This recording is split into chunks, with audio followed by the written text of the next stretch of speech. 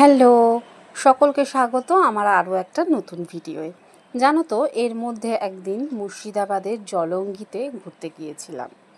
এই যে নদীটা দেখছো, এটাকে ওখানে পদ্মা নদীই বলা হয়, কারণ পদ্মা নদীর এটা একটা শাখা নদী বলতে পারো।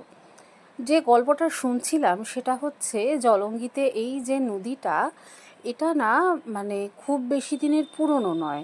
মানে আগে এখানে নদী ছিল না, হঠাৎই একবার শাখা নদী হিসেবে পদ্মা নদীর পাড় ভাঙতে ভাঙতে বিশাল নাকি একটা নদী, মানে শাখা নদী এখানে উৎপন্ন হয়। আর তারপর এই নদীটা তখন এত বেশি চওড়া ছিল, যেমন আমরা গল্প শুনি পদ্মা নদীর এপার থেকে ওপার দেখা যায় না, এখানেও সেরকম ছিল। এই চড়াটা অনেক পরে হয়েছে এবং সেই নদী এত ভয়ঙ্কর ছিল যে দেখে ভয় লাগতো, কারণ এপার ওপার দেখা যেত না। তারপর আবার না কালের নিয়মে আস্তে আস্তে সেই নদী ভাঁটা পড়তে থাকে এবং দেখো এখানে অনেক চর জেগে উঠেছে। এই চর যে জেগে উঠেছে এগুলো কিন্তু সব নিয়েই নদীটা ছিল, সেই জন্যেই এপার ওপার দেখা যেত না।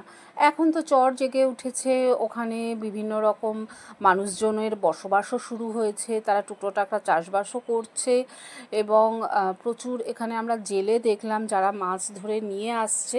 জায়গাটা খুব সুন্দর, কিন্তু সেটাই ভাবছি, মানে যেগুলো আমরা ভূগোল বইতে পড়ে থাকি যে নদী হঠাৎই আলাদা করে বাঁক নেয় এবং সৃষ্টি হয় শাখা নদী, তারপর আবার দেখো একুল ভেঙে ওকুল গড়ার মতো এটা ছেড়ে দিয়ে অন্যদিকে স্রোত চলে গিয়েছে এবং এটা একটা শাখা নদী হিসেবে পড়ে রয়েছে, যেখানে আবার চর হয়েছে।